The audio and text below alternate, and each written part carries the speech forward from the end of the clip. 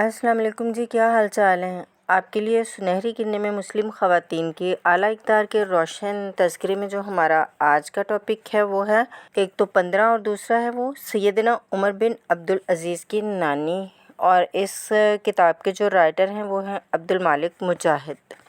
عمارہ بنت سفیان کی کہانی۔ مجھے یقین ہے کہ اس واقعے کو ہماری بہت ساری بہنوں اور بھائیوں نے سن رکھا ہوگا، مگر آئیے ایک مرتبہ پھر اسے سنتے ہیں، اپنی یادداشتوں کو پھر سے تازہ کرتے ہیں، آپ کو مزہ آئے گا۔ سیدنا عمر فاروق رضی اللہ تعالیٰ عنہ کی عادت مبارکہ تھی کہ وہ رات کو اس نیت سے مدینہ کا گشت کرتے کہ ممکن ہے کہ کوئی مسافر، ضرورت مند، حاجت مند، مریض یا کوئی بھوکا پیاسا مل جائے جس کی وہ مدد کر سکے۔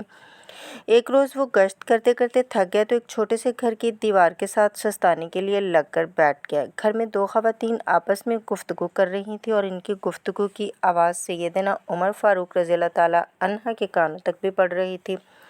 گفتگو ماں اور بیٹی کے درمیان ہو رہی تھی۔ بیٹی اپنی والدہ کے ساتھ جھگڑا کر رہی تھی، اس کی بات ماننے سے انکار کر رہی تھی۔ وہ کہہ رہی تھی، اماں جان، میں دودھ میں پانی نہیں ملاؤں گی۔ ماں اس کو حکم دے رہی ہے، اٹھو، دودھ میں پانی ملاؤ۔ نوجوان بیٹی جواب میں کہہ رہی ہے، اماں جان، کیا آپ نے امیر المومنین کے منادی کو یہ اعلان کرتے ہوئے نہیں سنا کہ امیر المومنین نے دودھ میں ملاوٹ کرنے سے منع کیا ہے؟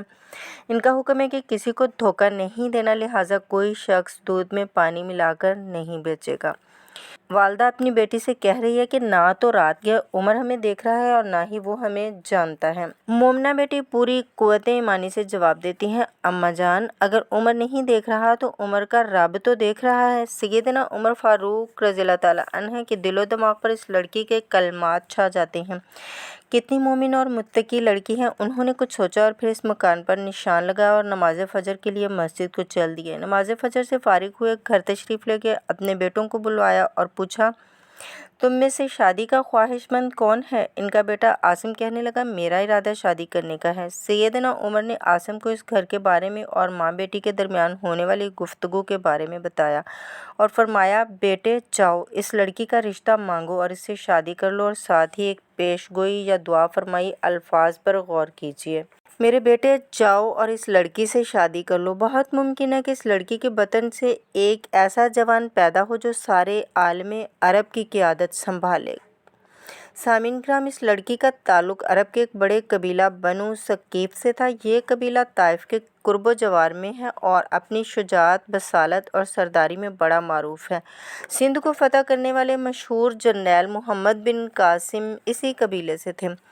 لڑکی کا نام عمارہ بنت سفیان بن عبداللہ بن ربیعہ ثقفی ہے۔ سفیان وفات پا چکا ہے، چنانچہ عاصم نے اس مکرمہ، معززہ، متقیہ خاتون سے شادی کر لی۔ ان کے ہاں ایک بیٹی پیدا ہوئی جس کا نام لیلی رکھا گیا، مگر پیار سے عاصم کہا جانے لگا۔